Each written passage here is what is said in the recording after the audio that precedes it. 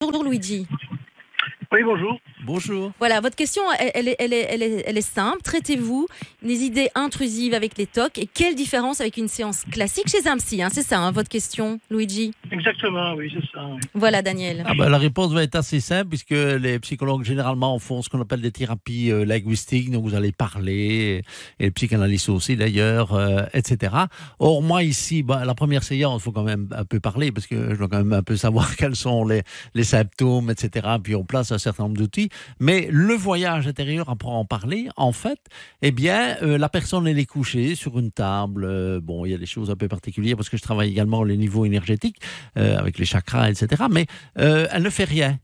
Et comme on l'a dit à l'antenne, moins elle fait et mieux ça fonctionne. C'est-à-dire plus elle lâche prise, donc moins elle fait, plus elle donne de la liberté à son inconscient pour faire ce qu'il doit faire.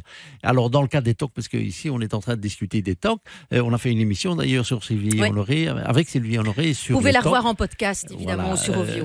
Oui, c'est plutôt chez moi, parce que Oview... On n'a pas chez nous? Oui, non, ça ne dure qu'un mois. D'accord. Mais moi, je les ai, en fait, sur mon site web. Alors, allez sur le site web. Oui. Et donc, voilà. Donc, oui, les TOC, le TOC, c'est généralement, c'est pas très long, c'est un certain nombre de voyages et ça permet de se libérer progressivement de ces TOC et de ces idées intrusives qui reviennent. La caractéristique des TOC, c'est que la personne est tout à fait consciente que ce qu'elle fait, elle ne Vous êtes correspond conscient, pas. Luigi? Non, mais oui, tout à fait.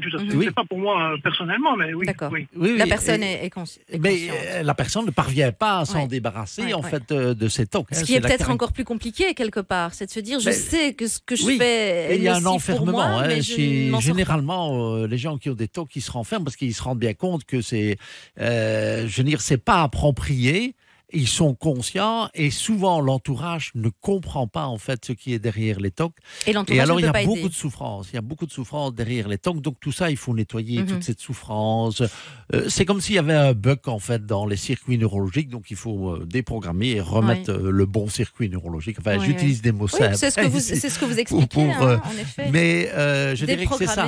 Oui, Reprogrammer. c'est comme un ordinateur. Il y a un bug, il y a un programme qui fonctionne plus. Allez hop, on le nettoie. Enfin, on déprogramme plutôt et on va reprogrammer un programme qui est correct et qui fonctionne normalement, etc. En nettoyant également les souffrances qu'il y a là derrière, parce que ça fait partie également du nettoyage pour que ce soit durable, et que ça tienne le coup pendant des années, enfin jusqu'à Oui, la c'est fin. ce que vous disiez, ça fait partie évidemment du processus, il faut que ça perdure.